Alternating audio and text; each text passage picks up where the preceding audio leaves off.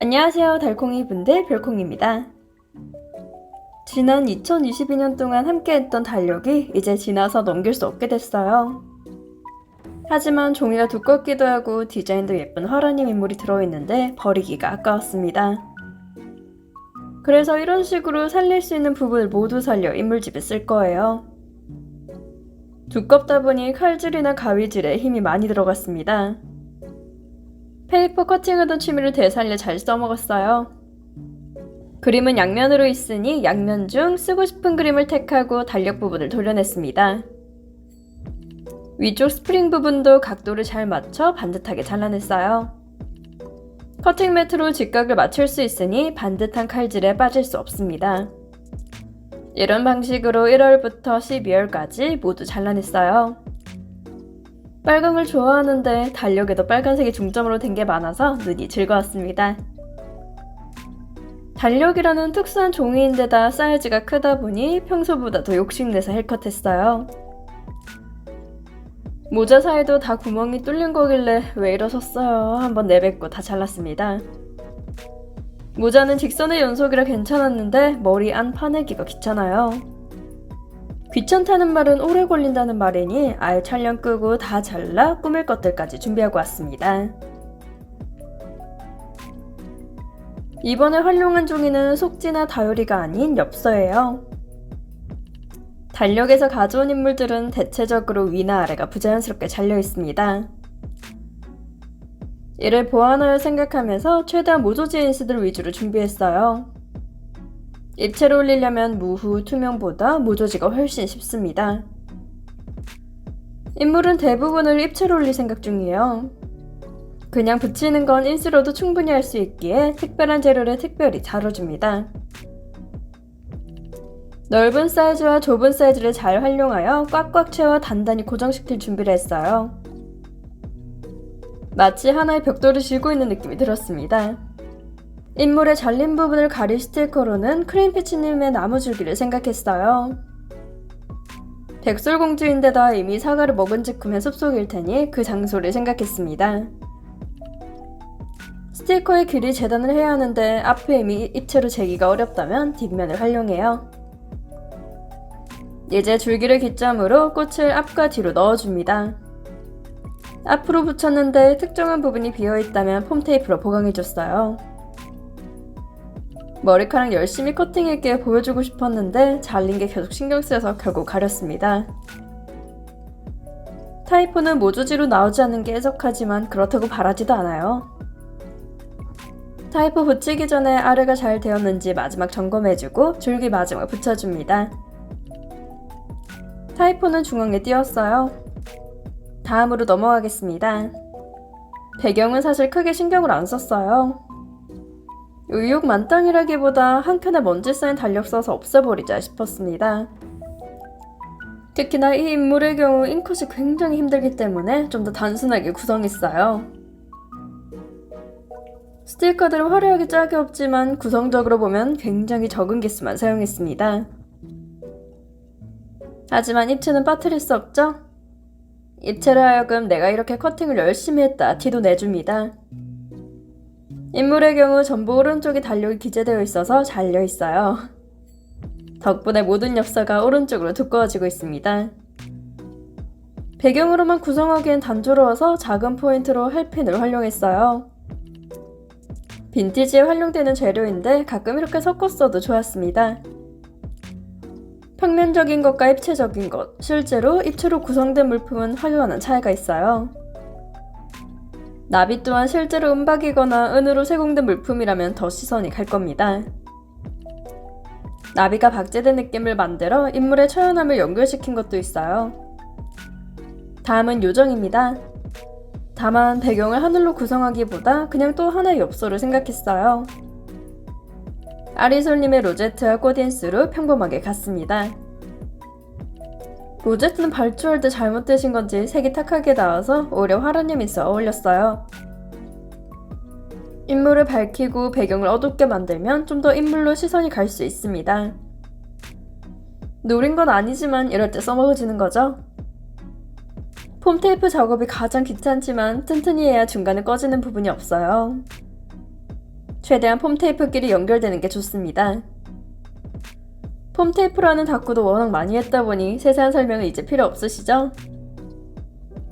하지만 유입이 계속 들어오고 있으니 참으세요.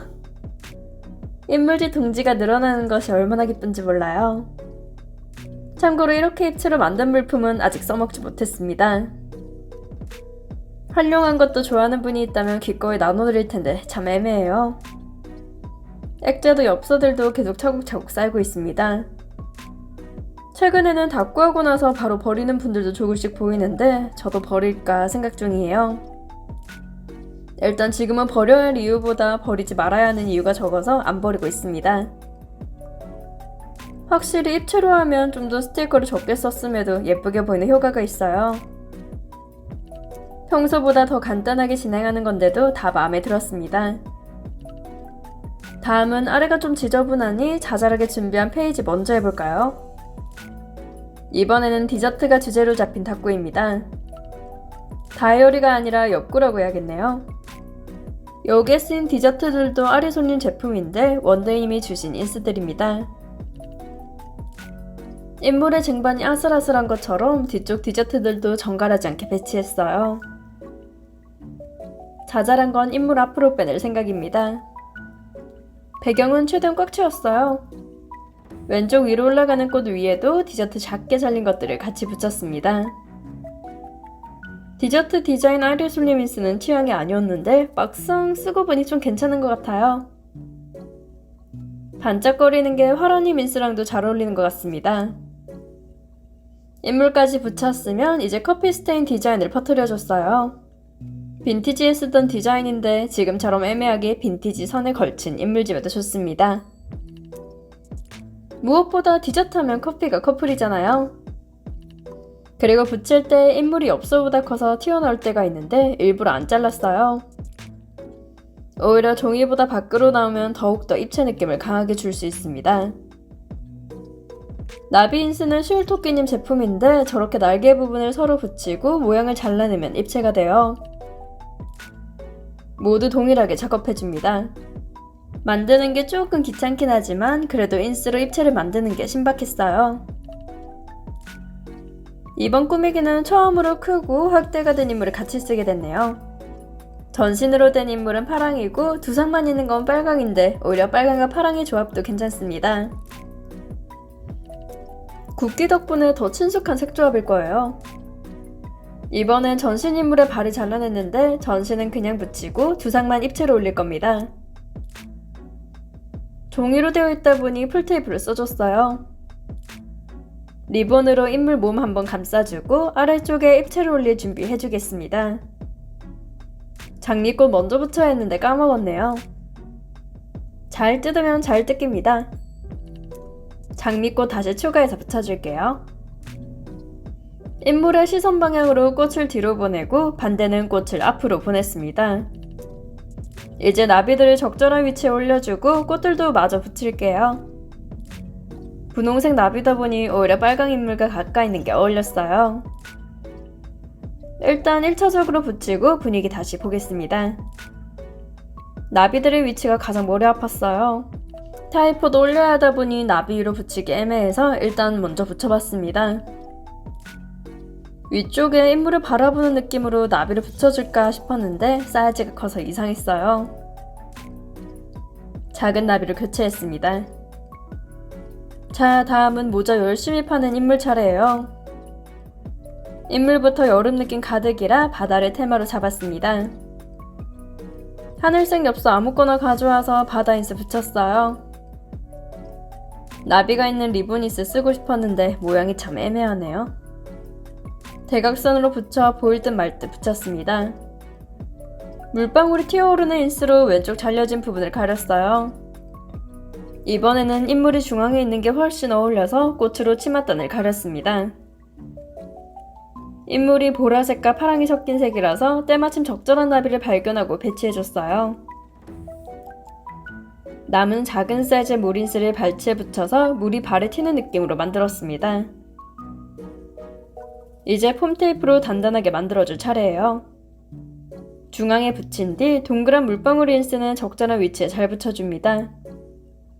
멀어지는 느낌도 들길래 투명 인스를 쪼개 붙여줬어요. 개인적으로 밝음과 어둠을 상반되게 만드는 구성을 좋아합니다. 다음은 마법사네요. 혹은 마녀거나요. 이번에도 두상이 있는 인물과 함께합니다. 배경은 대충 색채어 놓는 용으로 검정색 카드 인스 붙였어요. 앞선 꾸미기와 달리 이번에는 두상을 먼저 엽서에 붙였습니다. 그리고 잘린 선에 맞춰 프레임 인스를 붙여 가렸어요. 이제 인물과 타이포 인스를 앞으로 보낼지 뒤로 보낼지 생각해봅니다. 뭔가 앞으로 보내는 게 어울릴 것 같은데 인물이 너무 가려지고 뒤로 보내니 또 가려졌어요.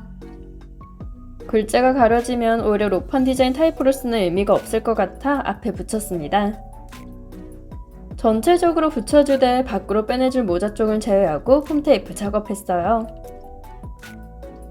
마저 다 붙였으면 이제 프레임 잘라 정돈해줍니다. 저건 이미 웹툰의 한 장면으로 만들었으니 추가로 더 꾸밀 건 없어요. 다음도 두상과 함께합니다. 이번에는 빈티지 닦고에 썼던 프레임 인스를 같이 써줬어요. 사실 전에도 몇 차례 쓰려고 들고 왔다가 색이 지나치게 연해서 쓰지 못했습니다. 배경으로 약간 색이 보이게 만드는 용이라 많이 가려줘도 괜찮습니다. 꽃 두어 개 꽂아주고 인물도 붙였어요. 이대로 평면 엽서 꾸미기로 해버릴까 싶었는데 폼테이프 들고 온 김에 그냥 다 작업했습니다. 이번에는 폼테이프 작업이 수월했네요. 위쪽은 단조롭지만 아래쪽은 입체로 올라가게 했습니다. 여기는 일반적인 큰 타이포가 아닌 찰랑님의 작은 타이포를 붙였어요. 좀 더 색다른 느낌을 만들려고 들고 왔는데 괜찮은 것 같습니다. 이제 2개 남았어요. 여기는 가장 처음 했던 닭구랑 살짝 비슷하게 프레임을 활용했어요. 폼테이프 위에 프레임을 붙여 기둥처럼 만들었습니다. 인물이 중앙에 올 생각을 하면서 스티커들을 구성했어요. 치마 밑단이 길어서 이번에는 엽서 안에 들어오도록 잘라냈습니다. 인물의 분위기상 세상이라던가 가치 느낌을 만들어도 좋을 것 같았어요. 그냥 붙이는 게 좋았을 것 같긴 한데 전부 폼테이프 작업해놓고 혼자 서운할까봐 폼테이프 했습니다. 안 하면 손은 편해요. 그래도 특별하게 꾸민다 생각하면서 자잘하게 손 열심히 움직였습니다. 프레임 붙이는데 인물의 양쪽 직선을 엄청 대충 잘랐어요. 평행이 되어 예쁘게 들어가서 칼로 폼테이프와 함께 잘랐습니다. 그리고 망했는데 그냥 뭐 괜찮아요. 기둥에 주름 좀 갈 수 있죠 뭐. 투명으로 된 잎사귀들 붙여주고 프릴린스로 가렸습니다. 원래는 프릴린스를 오른쪽 위에 놓인 곳에 쓰려고 들고 왔는데 헷갈렸어요. 그래도 여기가 훨씬 잘 어울렸습니다. 타이포 올려 마무리할게요. 마지막 꾸미기는 커플입니다. 이번에도 빨강이에요. 정말 마음에 드는 색 조합이에요. 이번엔 남자 팔 잘린 것만 신경 쓰면 됩니다. 꽃이나 나비나 생각보다 커서 참 애매하다 싶었는데 그냥 어떻게든 잘 갈렸어요. 비아님 꽃인스가 무광아트지라 더욱더 쨍합니다.